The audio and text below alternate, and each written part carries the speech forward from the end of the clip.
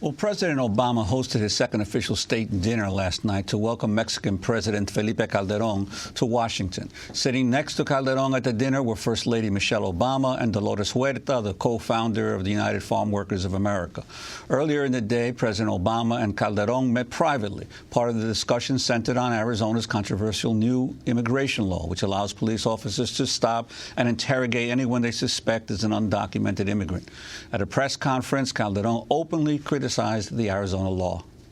In Mexico, we are and will continue being respectful of the internal policies of the United States and its legitimate right to establish, in accordance to its Constitution, whatever laws it approves.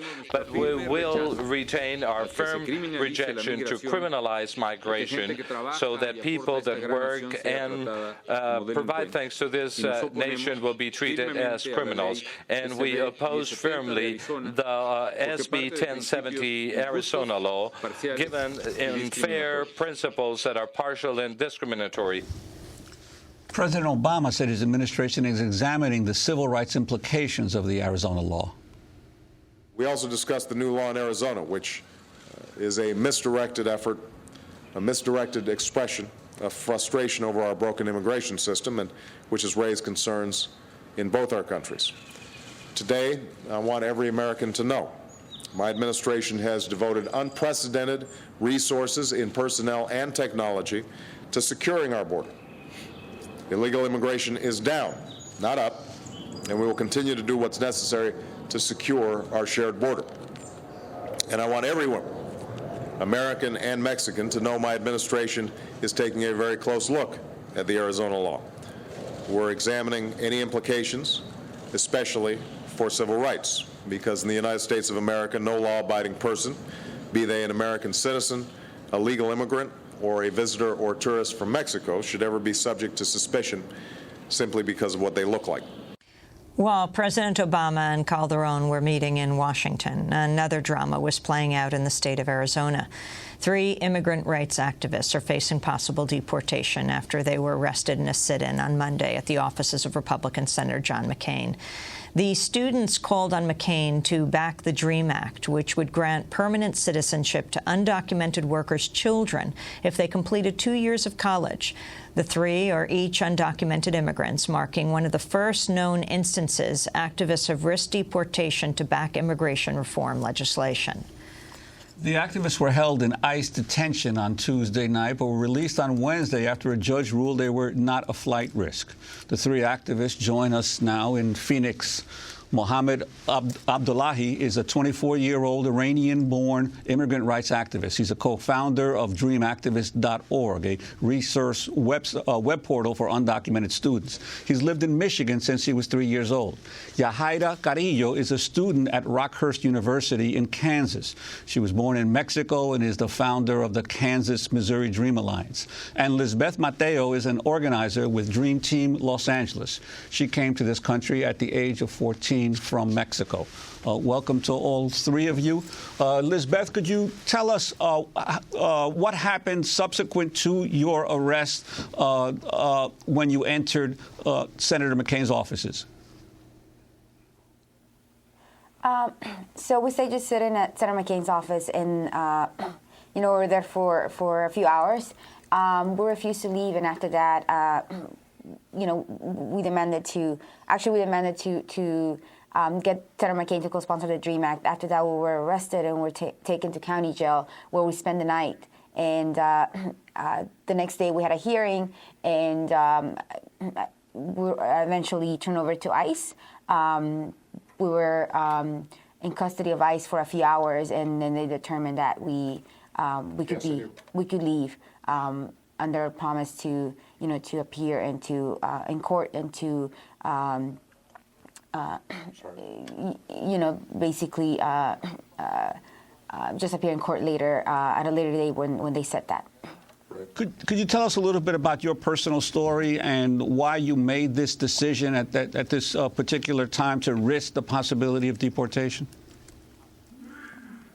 Sure.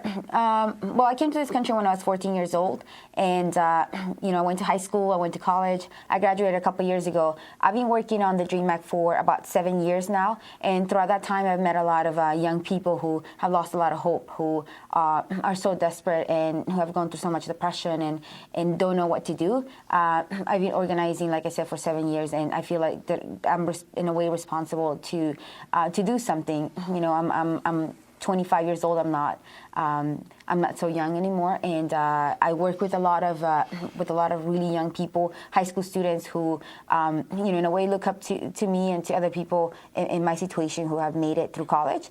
And so I felt a big responsibility to do something, even if that was, risking possible deportation. Mohammed, tell us your story. Why you chose to sit in that day at McCain's office earlier this week. Certainly. My family immigrated here from Iran when I was 3 years old. I've been living here pretty much my whole life. I went to elementary school here, middle school, high school. I graduated from high school in 2003, and after graduating, I kind of came up to this roadblock where I really wasn't able to do much because of my legal status. And so I started organizing on the DREAM Act and started working with students that were facing deportation and helping stop their deportations and organizing and getting resources to undocumented students around the country to make sure that even if I wasn't able to go to college, other students would have that opportunity, that we could help them with that. And so as we were getting down to the end of this year and we're realizing that the DREAM Act really has a very small chance of passing in terms of time that we have left. And so we started realizing that, we need to escalate as a movement and we need to start taking bigger risks so that we can make sure the DREAM Act has a chance of passing before the end of the school year. And so that's why we decided to do this action. Senator McCain was a longtime supporter of the DREAM Act. He was a champion in 2007, and unfortunately he felt the need to leave the Senate floor 15 minutes before the vote in 2007. And so we thought he was a good target here in Arizona to kind of remind him that we respected him in 2007 as a champion. And out of that respect, we wanted to come back to his office and show him that, we're still here, we're still undocumented, and we definitely need him to take a risk, just as we took a risk with our lives and co-sponsor the DREAM Act. Mohammed, what would happen if you were deported? Where would you be deported to? If I was deported, I'd be deported to Iran, and because I'm gay, that's probably not the best place to go. And to be completely honest, I haven't really thought about what would happen if I was to go back. At this point, like Lizbeth was saying, doing this action came out of a place where we actually owe a lot of responsibility to the undocumented youth that we work with.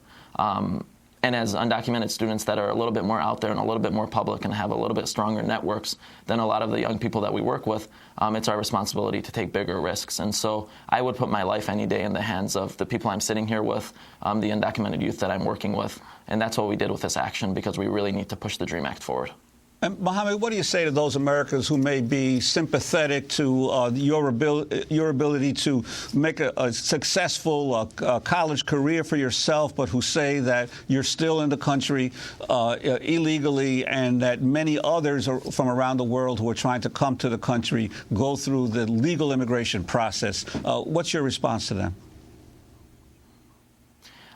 I would just remind them, just like myself and Lizbeth and Yahya are sitting here, we've pretty much grown up in this country, and so we consider this country our home.